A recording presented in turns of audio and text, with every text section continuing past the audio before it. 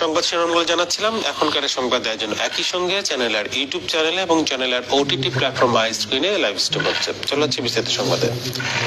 টানা কয়েকদিন চলমান অস্থিরতার প্রেক্ষাপটে সারা দেশে কারফিউ জারি করা হয়েছে। বেসামরিক প্রশাসনকে সহায়তা করতে নেওয়া হয়েছে সেনা মোতায়েনের সিদ্ধান্ত। গত রাত 12টা থেকে শুরু হওয়া কারফিউ চলবে আজ বেলা 12টা পর্যন্ত। পরে 2 ঘন্টা শিথিল রেখে আবার দুপুর 2টা থেকে রোববার সকাল 10টা পর্যন্ত কারফিউ দেওয়ার সিদ্ধান্ত নেওয়া হয়েছে। রিপোর্ট করছেন পরাগ আজিম।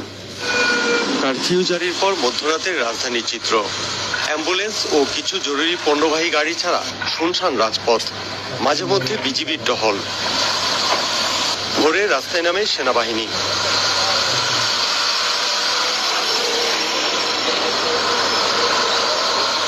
এর আগে রাতে দেশের সার্বিক পরিস্থিতি নিয়ে গণভবনে জরুরি বৈঠক করে 14 দল। আওয়ামী লীগের সভাপতি ও প্রধানমন্ত্রী শেখ হাসিনা এতে সভাপতিত্ব করেন। বৈঠকে 14 দলের নেতারা রাষ্ট্র ও জনগণের নিরাপত্তায় আইনের সর্বোচ্চ ব্যবহার এবং কঠোর হওয়ার পরামর্শ দেন। দেশের নিরাপত্তা, রাষ্ট্রীয় সম্পদ, জনগণের জানমাল রক্ষার লক্ষ্যে ইন এইড টু সিভিল পাওয়ার দেশে সারা দেশে সশস্ত্র বাহিনী মোতায়েনের সিদ্ধান্ত গ্রহণ করেন। এখানে কথা আছে ইন এইড টু সিভিল পাওয়ার, ওটা বলা আছে, যেটা নিয়ম অনুযায়ী করবে। এটা অবশ্যই কারফিউ এবং এখানে শুটার সাইটও আছে। দেশে চলমান অগ্নিসংযোগ ও সন্ত্রাসী কার্যকলাপ বিএনপি ও জামায়াত করছে বলে বৈঠকে আলোচনা হয়। বৈঠকে নেতৃবৃন্দ বলেন, আন্দোলনকারীদের যৌক্তিক দাবি মেনে নেওয়ার পরও জামায়াত বিএনপি সশস্ত্র ক্যাডাররা উন্মুক্ত হয়ে রাষ্ট্র ও জনগণের বিরুদ্ধে প্রকাশ্যে যুদ্ধ ঘোষণা করেছে।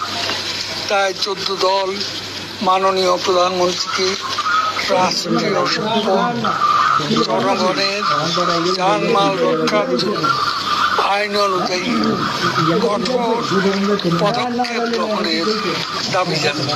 বৈঠকে শিক্ষার্থী সহ নিহতদের আত্মার শান্তি কামনা করা হয় এবং শোকাহত পরিবারের প্রতি সমবেদনা জানানো হয়। সবাইকে ধন্যবাদ। পরাগ আজিম, চ্যানেল আই, ঢাকা। বৈষম্য বিরোধী ছাত্র আন্দোলনের 3 জন নেতা রাতে আইনমন্ত্রী, শিক্ষামন্ত্রী ও তথ্য প্রতিমন্ত্রীর সাথে দীর্ঘ বৈঠক করেছেন।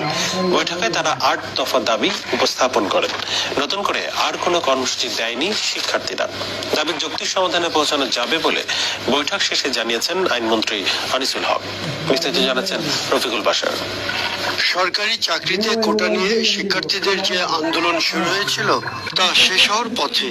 রাতে সরকারের প্রতিনিধির সাথে টানা 4 ঘন্টা বৈঠক করেন বৈষম্য বিরোধী ছাত্র আন্দোলনের 3 জন নেতা।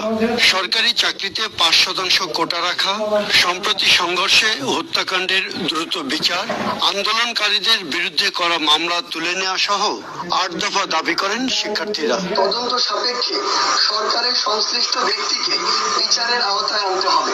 সরকারি চাকরিতে সকল গ্রেডে অযৌক্তিক ও বৈষম্যমূলক কোটা বাতিল করে সংবিধানের উল্লেখিত অনগ্রসর গোষ্ঠীর কথা বিবেচনা করে কোটাকে ন্যূনতম মাত্রায় 5% এনে সংসদে আইন পাস করতে হবে।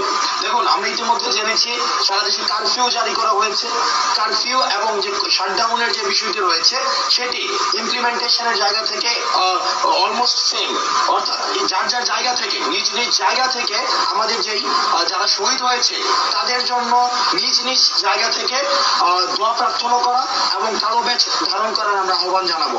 শিক্ষার্থীদের দাবিগুলোর যৌক্তিক সমাধানে পৌঁছানো যাবে বলে বৈঠক শেষে জানিয়েছেন আইনমন্ত্রী আনিসুল হক।